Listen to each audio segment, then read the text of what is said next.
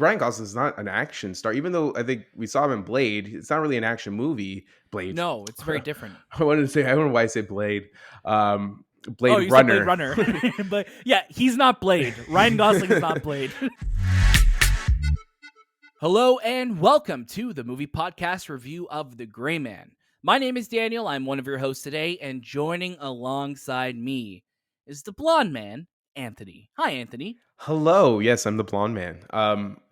Just a little bit of a fact. I was supposed to be in this movie, but then they decided to go with Ryan Gosling to do the Gray Man. They're like, yeah, we can't do a blonde man. We can only have a gray man. So I was kicked out. Is it because you had gray hairs and you're like, oh, I'm going to be the gray man? That's the thing. I had the gray hairs and I went blonde, and then this is what happens. No. And now Ryan Gosling is blonde, and it's just a whole thing now. It's confusing, man. It's confusing. It's confusing. It's very confusing. But I will say, and as we said on many shows, you do look great in the blonde, so I really hope that you keep this look around because it does look really great. No, I do. I will keep it around. There will be a voting going on to see what my next hair color would be. So if, fans of the movie podcast, let me know. Don't give the people that power to decide, because you're going to have like a purple buzz cut. Puke hair for sure. Puke hair for sure. Okay, well, you never know what will look good on you, though. The nice thing about the shape of your face, if I could go on a tangent about your face, is that I think whatever color you choose for your head, it would suit your face. So there is that. Thank you. I appreciate that. You're welcome. I appreciate You're welcome. That. Yeah. Other than that, Anthony, how are you doing today? I'm doing well. Like we just finished watching The Gray Man, and I was saying to you, man, it's been a really long time since we've seen Ryan Gosling on the screen. It's been since I think First Man was his last film, and it was just nice to see his beautiful face. And we're going to be seeing a lot more of his beautiful face on the screen with Barbie coming out, and as well as Gray Man. So yeah, it's fun to have like actors who've taken hiatuses like this to come back and just see him like click in and never lose that intensity of a performance that they usually put on for us as the audience. So it's just really nice to see Ryan back. Even Chris Evans. Evans, I know he's been in small roles here and there. He's done Lightyear, but like just to have him on screen, presence-wise, with that mustache, it's great. It's crazy though when you mentioned that. I was thinking about, man, The First Man. That's 2018. Shane, I remember us reviewing that back into This Time With Days, and now we are 4 years later, talking about the next Ryan Gosling, major motion picture. And of course, this is going to be on Netflix. It's also going to be in select theaters this Friday, July 15th. So it's amazing to see that, after all this time, he's coming again. All this time, it's been 4 years, but still, Ryan Gosling is he's a movie star, and seeing him in any role is exciting, and especially seeing him in an action role, because as we'll talk very soon, is we haven't really seen him do a role like this before. So it's very interesting to see that. I'm glad you're doing well though too. I am also doing well. We had a really nice morning watching this movie. Now we get to talk about it. But as always, you can catch a brand new episode of the Movie Podcast every single Monday, and watch out throughout the week for our review episodes and interviews with actors and directors and writers from all the latest movies and series. And make sure you follow us at the Movie Podcast on Instagram, Twitter, TikTok, and Letterboxd, and leave us a review on Apple Podcasts, Spotify. Join our Discord, and you could write into the show at hello@TheMoviePodcast.ca. Check out our show notes for all of those links and more. If you're watching this on YouTube, you could also subscribe to us, ring that notification bell. You could check out all of the other incredible interviews that we've had go up on the feed, and our reviews. We've been really lucky to have some awesome people join us. If we're talking about another Netflix, property, we just had Joseph Quinn of Stranger Things 4 join us. Of course, Eddie Munson himself, who we absolutely love talking to, and we absolutely loved on this season of Stranger Things.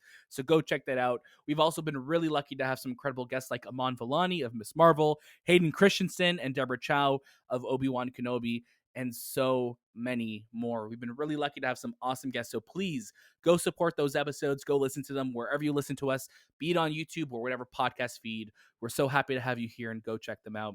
But today is all about The Gray Man, and this film is written and directed by Anthony and Joe Russo, who, of course, you'll know from films like Captain America: The Winter Soldier, Civil War, and the most recent Avengers films being Infinity War and Endgame. They also had the film that came out last year with Tom Holland, which was Cherry, which you could watch on Apple TV+. And now they're back but now on Netflix. And like I said earlier in this review, The Gray Man is going to premiere on July 15th on Netflix and in select theaters. So you will be able to catch this film in theaters. I know here in Toronto, it will be screening at the TIFF Bell Lightbox if you want to check it out, starting on the 14th. So you could catch it a little bit earlier. So what's this movie all about? I'm about to tell you, because it's a little strange. It's just us two today. We didn't really mention that Shay's not here today. It's true. I totally forgot about Shay. Like, I thought, man, I feel like we're missing someone, and we realized we didn't pick him up. We didn't pick him up this week, this morning. We forgot him at home. Yeah, we forgot him at home, even though he's the one who usually is the driver of the three of us for these screenings. But we forgot to tell him that there was a screening today. That's why he didn't make it. Before I actually tell you what this movie is all about, I want to let you know who's in it. This movie, of course, stars Ryan Gosling, Chris Evans, Dhanush, Ana de Armas, Jessica Henwick, Regé-Jean Page, Wagner Moura, Julia Butters, Alfre Woodard, and Billy Bob Thornton. It's also notable, I just want to let you guys know, that this is also written by Christopher Markus and Stephen McFeely, and that's also notable too because they also worked with the Russo Brothers on all of their MCU collaborations. So it's nice to see them working together once again. So, what's this movie all about? I'm about to tell you. The Gray Man is CIA operative Court Gentry, played by Ryan Gosling, aka Sierra 6. Plucked from a federal penitentiary and recruited by his handler Donald Fitzroy, played by Billy Bob Thornton, Gentry was once a high-skilled agency-sanctioned merchant of death. But now the tables have turned, and 6 is the target, hunted across the globe by Lloyd Hansen, played by Chris Evans, a former cohort of the CIA who will stop at nothing to take him out. Agent Danny Miranda, played by Ana de Armas, has his back, and he'll need it. Now, really quickly, Anthony, before I kick it to you for your first reaction, it's important to note anybody named Lloyd is definitely going to have a trash stash like Chris Evans has in this movie. So I think his character being named Lloyd and having that mustache, perfect. I'm going to let you take it away with your first reaction. Thank you, Daniel. I, going into this film, this was a big hype film because, again, you have two great actors who've been synonymous with making great films. Ryan Gosling, Chris Evans. Seems like they're going to fight it out. Russo Brothers. A lot of the ingredients for this recipe of a film is there. And for me personally, I'm stuck in the middle of this movie. I like parts of this film, and there are parts of this film I don't like. I see so much potential with it, and then at points in this film, I lose that hope. I really like when I got into this and really got into the story, I felt like the story was its weakest point. And it's just because it's so long and convoluted at points that it just brings down the whole experience. There's a lot of parts where it's lulling. Like I felt tired at points where I'm like, can the pacing get a little bit faster? Can we just make this a little bit more energetic? Definitely coasts at some moments, right? Because the action is so big, right? And there are these action sequences which are big and spectacular, but they don't really leave the impact that you're looking for. An example would be, for instance, the Russo Brothers. They did Winter Soldier, and they had that action sequence with Bucky and on the highway, and they were fighting, and it just felt real and it felt really intense. There are parts of that in this movie, but they're not memorable enough. They're just they kind of pass you by. It's like, you've seen this, nothing to remember, and you kind of go on to the next one. The things I do like about this film, especially Ryan Gosling, because he's so charming, and again, maybe it was because we haven't seen him on the screen for so long, his portrayal of Sierra 6, did I get that right? Sierra 6? Yeah, Sierra, we could just call him 6. 6. Yeah. We really don't know his name. We just know him as 6 or Sierra 6. Just his persona in this film is fantastic. I just love Ryan Gosling because he has like this cool man to him. No matter what movie he is, he's the cool man. Instead of the gray man, he's the cool man. He's the cool man, and he just brings a level of Ryan Gosling to this film that really needed it. And Chris Evans, I think, being the more eccentric out of the two, because is something that we haven't seen him play, because playing Captain America for so long, um, and I guess his character in Knives Out, he was a wild and crazy guy in this film. He was He's a wild card in this. I love him. I love his performance in this he because seemed it's just like so crazy. yes, he seemed like a villain from like a Bond time, like a mixture of Yeah, Bond, a mixture of Emma, Mission Impossible. They kind of combined these character traits into creating Lloyd, the trash stash. yeah, I want to call him an assassin. He's not an assassin. He's like agent for gun for hire type of thing. yeah. CIA Mercenary feels like. mercenary. Yeah. Yeah, that's what he is. Things I also like, and I think the chemistry between the two are fantastic. Oh yeah. Ana de Armas is fantastic. It's like she left James Bond and came to this film, and Yeah, she left the CIA and she's in the CIA now yeah, instead of being with MI6. her passion for action films really shows off in this film. I think she was Yes. the secret sauce for this movie that they really Oh yeah. needed. Billy Bob Thornton was great. The cast was great. Like the chemistry of the cast was great. It's just the story that really bogged it down and really slowed it down and made me not really want to like care for what was happening on screen. But then there were parts where What was mostly about, if you don't mind, before you jump in, what was it about the story? Because I definitely have some issues with the story too. Was it? Do you think that it was just so stretched out that you think brought brought it low for you, or do you think it's the pacing that really stretched it out, it's the or do you pace. think it was just there was just too much introduced at It's once? it's a combination. It's the introduction of a lot of characters and their, we'll say, their storylines and what they bring to this overall story, and the Yeah. pacing. The pacing is flat, and then it can be very energetic, and then flat again, and stay flat for a really long time until it picks up at the end. It feels like this movie Right. was edited here and there and everywhere. I don't know if you felt the same way, but it just didn't have a consistent pacing throughout. And I think that's where it kind of got me. Also, cinematography, because I was talking about, the action scene with cinematography didn't stand out for this film, because this movie really reminds me of a Mission Impossible film. It really reminds me of a Bond film, but it's the cinematography took me away from that feeling, because it just didn't give me the level of realism that I get from those films in this. It almost became too spectacular in terms of action sequence and too Sure. cheesy with just the way they framed up certain characters. And I think Right. that's where I'm in the middle. I really like the characters, but I just didn't like the story. I got you. It's not like I hated this film. It's not like I'm, No, no. this is bad. This is a bad film. There's a lot to look forward to, and hopefully they clean up, and the sequel, if there ever will be a sequel, they actually you know make a more interesting story.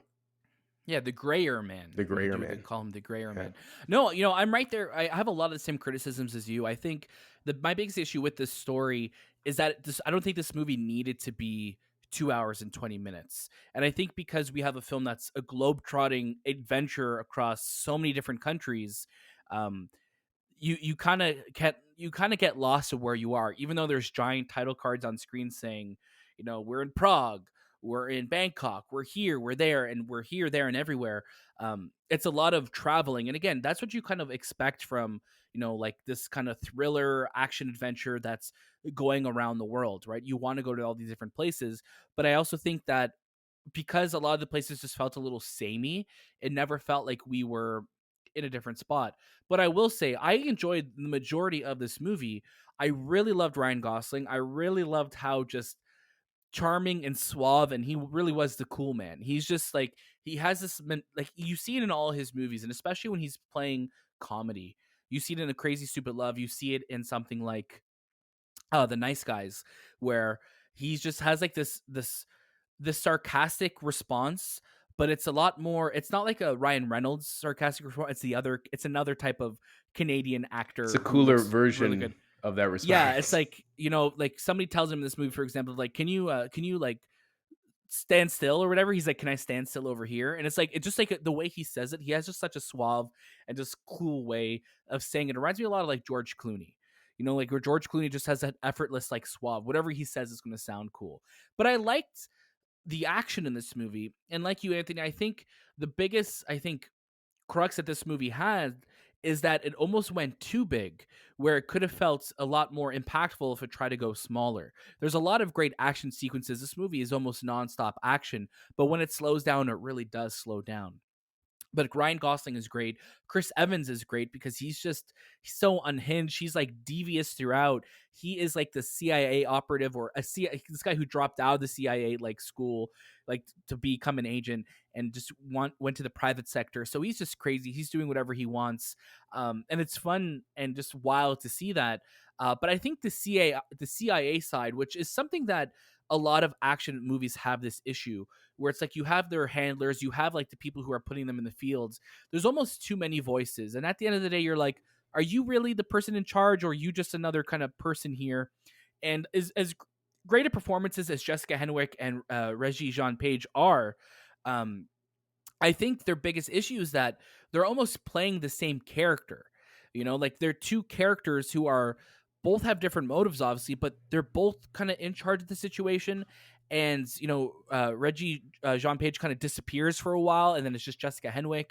So you're just like, okay, I feel like a lot of the dialogue between both of you should have just been for one of you, and there should have been only one of you guys in charge, and it's maybe someone else doing just a completely different role, because it was a little confusing and it was a little messy to have, you know, the CIA having a voice and having these two people, and they're also competing with each other. But then somehow these people are also connected because they went to school together. So it's like little story things like that I think it's like you're giving too much exposition when you don't need this right now. 100%. You know, this is great. This is great in a book, and obviously this is based on a novel. That feels very Tom Clancy, which makes sense because the author of this book did help Tom Clancy write his novels. His name's Mark Greaney, and he created The Gray Man. But there's just a lot of exposition that I don't think is always needed in this movie, which, like what I was saying before, works great in a book, but in a movie, it's like, okay, you could have saved this for a sequel or save this. This feels like just unnecessary information to what's happening right now in the movie. Also, something that I'm seeing a lot of in a lot of action movies is The Gray Man is not just guilty of that. It's the use of drones like crazy. And there are so many drone shots in this movie. And because we have so many different titles of where we're going, where they have the big, if you think of Civil War, Captain America Civil War, not the Civil War, when they go to different countries and it's like Lagos and it's like Queens, it's like these big titles. Every one of those shots, which happens a lot in the movie, it's like a different drone shot. So you're just like flying through the city and like you see that. It's like a little jarring to see that. And then a lot of the action sequences also have drones. And I get drones are great ways to show action and show, I guess, the momentum of action in the scene, but they don't really look super cinematic. They look like drone shots. So I think that anytime I see them when they're used like that, it always pulls me out a little bit. Yeah, I totally agree with that.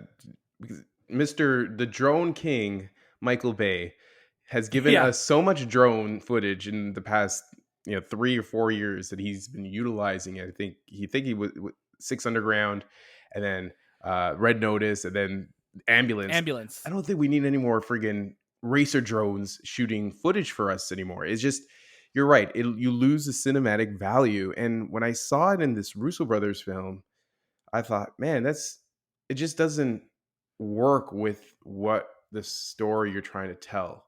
It just seems too gimmicky to use this gimmicky tool. And I'm sorry, it is a gimmicky, like drones could be used in such a way that could be simple and, pass them over the water and that nice pull into the shot. But when you're up in the sky and then zoom, you come all the way down and then you turn left and you turn right. And it just feels like, holy shit, this is something like you're adding this gimmick to your film just to maybe make people smile a bit. I don't know. Like, I don't know what the purpose of Hold on a second. But I feel like a lot of people happy? I feel like people who like I get what you're saying, drones are like, oh, this is how my brain feels right now. And that's how it works.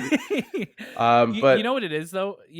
Anthony? I think whenever I see a drone shot, it makes me aware of the camera. And that's why I think what breaks that cinematic wall it's true between watcher and the movie and the magic of the movie. where when you're watching a movie, you're never thinking about where the camera is, an actual physical camera in the scene.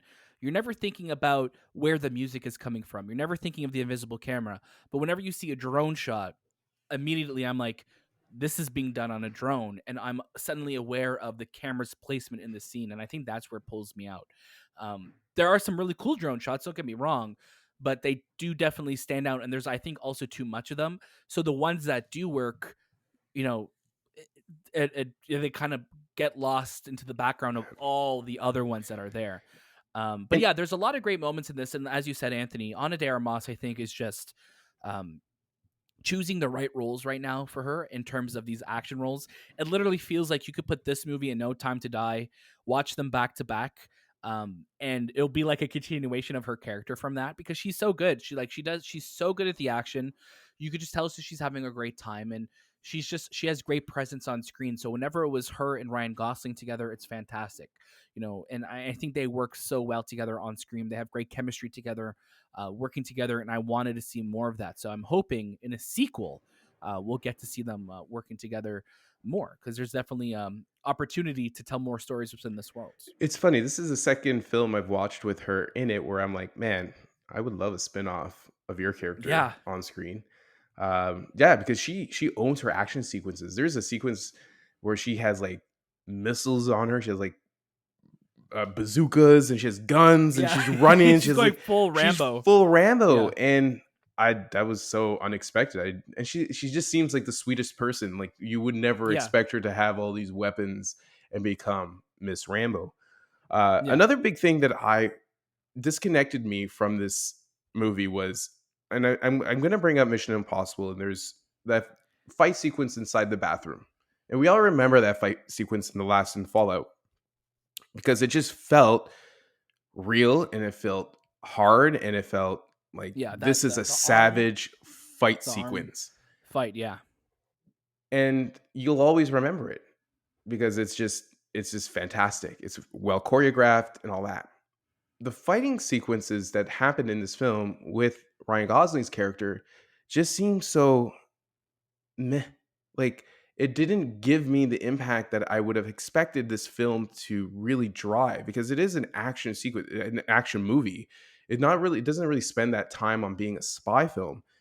no, But not a spy film at all. No. Ryan Gosling is fit and Yeah, he looks like he's gone through hell. His body is like it's not only ripped, but it's also scarred. So it looks like yeah. his type of fights that he would get into would be really raw and Brutal. really And brutal. you see, I think it's pretty brutal though, like the fights that you see. Like it's like he gets beaten a lot in this movie. Like he is like bloodied and bruised a lot in this film. I just don't feel like I got that feeling like, man, like this is a punch that's landing with a jaw, or this is a Got you. kick to the shin that might snap. Like it just didn't Right. feel intense enough, and I wanted it to. I wanted it so bad because his character. I really like Ryan Gosling in this film. I love Sierra 6, and there are points where you're like, okay, I see it, and then there are a lot of points where like, oh, that's just meh. Okay, and I feel like people might just be okay with it, but for me, I'm expecting another level from the Russo brothers in terms of Sure. because they've made, Endgame, Infinity They War, made and Endgame. They Captain made some of the America's greatest, Civil War, and all these yeah, movies in the last 10 years, right? fantastic action movies. I'm expecting that from them, and I felt like I kind of got let down personally for me in that I got you. aspect. In that sense, for me, honestly, like I like that we got to see him beat a lot, because I think he's a badass in this movie, and you see him inflict a lot of damage. But I think it's not like very showy action where it feels very grounded, where it's not like something like John Wick where you feels a lot more choreographed, where this feels it's a lot more just kind of brutal and grounded.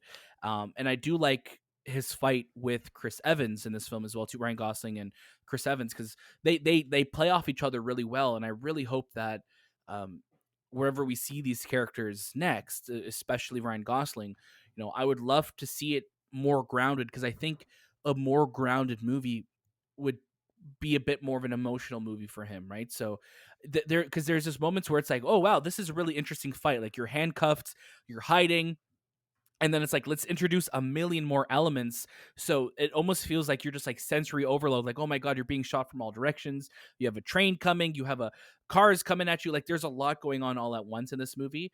So you're just like, oh my God, this is wild. And then, it keeps elevating and elevating and elevating. And this movie does a really good job of showcasing the action. But I do think it gets a little too grand at points where you kind of get lost in it and you kind of just get lost in the inertia of everything. I really wish that the Russos brought back Trent Olpak, who worked with them on obviously the 2 Captain America films and the 2 Avengers films, because this film definitely has a different look that we're used to seeing with them. Mm-hmm. And I just wish it felt a little bit more crisp, a little bit more, maybe shaky cam would have worked for this, like we saw them do with Winter Soldier, and a little bit more would have felt we would have felt the action a little bit more that And way. make it you don't have one thing I was saying to you, we don't have to go to this spectacular level of action sequences like the Fast and the Furious where it's beyond belief. You don't need that to win the audience because we know that practical effects and really great um, cinematography can do that for Yep, us.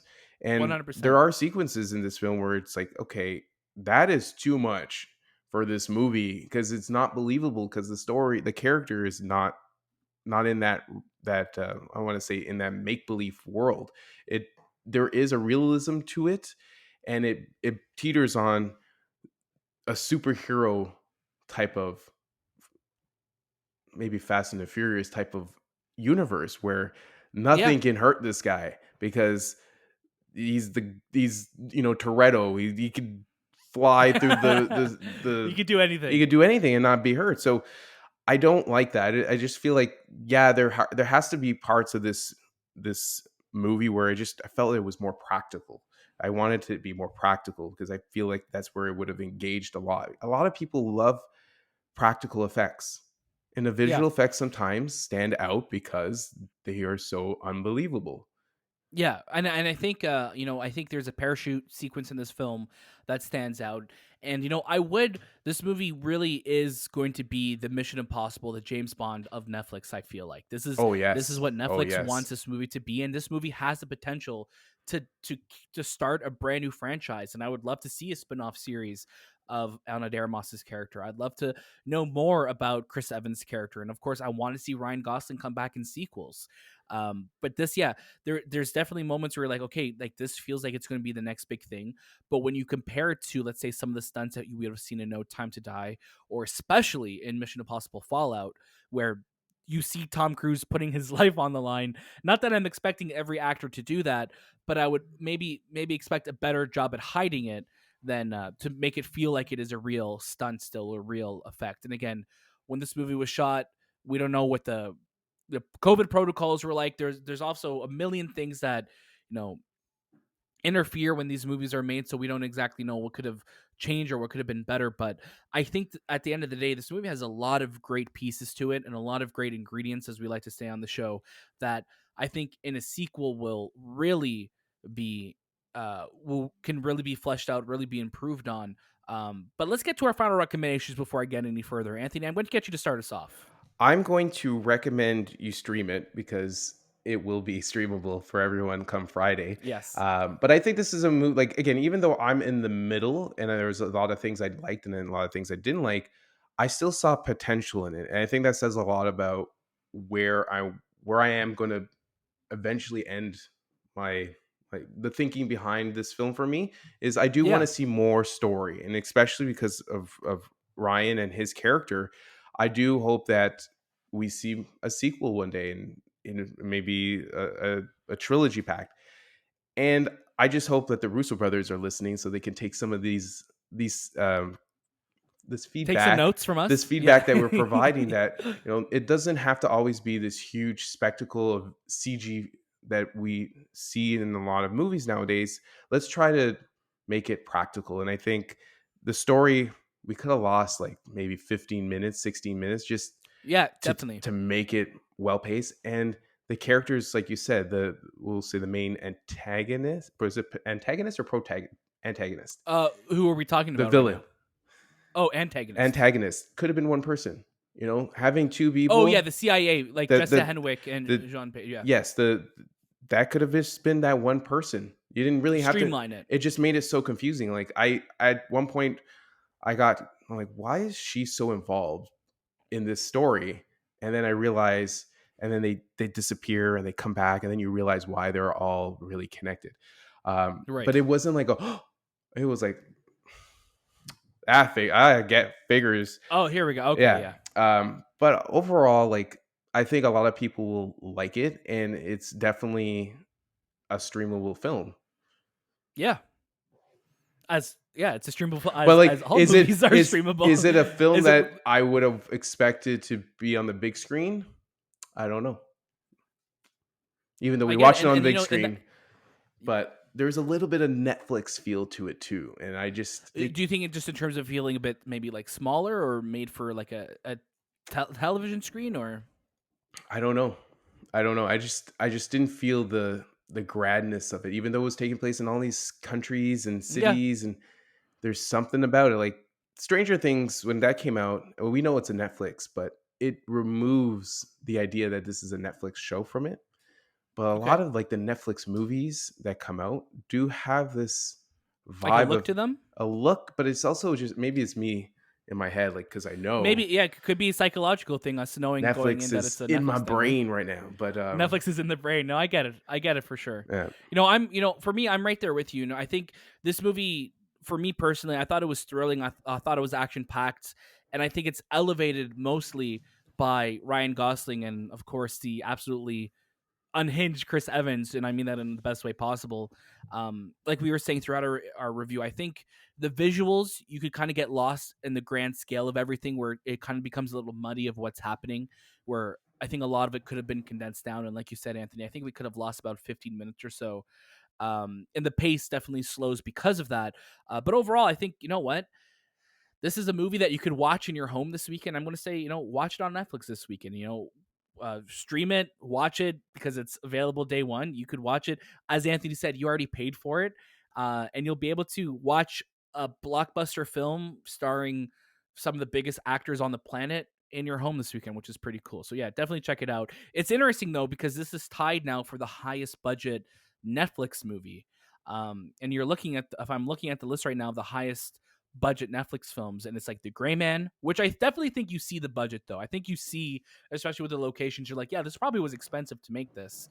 The Red Notice is another big one. I think this movie felt bigger than Red Notice did. I think Red Notice, God, that was last year at this point, right? That yeah. was, I think the level of talent that they have in this film overshadows Red Notice. yeah, Like it's just fantastic, having especially Ryan Gosling in a Ryan role Gosling, like this, yeah, right? because Ryan Gosling is not an action star, even though I think we saw him in Blade. It's not really an action movie. Blade. No, it's very different. I don't know why I say Blade. Blade Oh, you said Blade Runner. Runner, but yeah, he's not Blade. Ryan Gosling is not Blade. But it's just an out of scope character for him because we've just Right. seen him in so many other different roles. So seeing him in this role, it was nice to have him back on the screen. Yeah, of course. Yeah. Then another film that high budget, Six Underground, which is 150 million. The Outlaw King is 120 million. Triple Frontier 115 million. The Mitchells versus the Machines is 110. Bright 106. Midnight Skies 100 million, and then the 10th most expensive Netflix film is Army of the Dead. So Netflix definitely is spending a lot of money on movies right now, and we're going to see how long they continue to do that because it's been a very interesting year for them. But I think I think The Gray Man is a great building spot, and I really hope we get to see more within this world. I really hope we get to see more from these characters and spin-offs because all the ingredients are here, and now you just get to hopefully make more of it. So we'll stay tuned for that. Thank you so much for listening to the movie podcast review of The Gray Man. As always, you can catch a brand new episode of our show every single Monday. And watch out throughout the week for our review episodes just like this one and our interviews with all the latest movies and series and actors and directors and writers, everyone. We're so lucky to have some incredible people join us on the show. Speaking of Stranger Things, which we were just doing, make sure you check out our interview with Joseph Quinn, available now on YouTube and all podcast feeds. And make sure you follow us at The Movie Podcast on Instagram, Twitter, TikTok, and Letterboxd. And leave us a review on Apple Podcasts, Spotify. Join our Discord and write into the show at hello@TheMoviePodcast.ca. You could check out our show notes for all of those links and more. That was This Time with The Movie Podcast, and we'll see you next.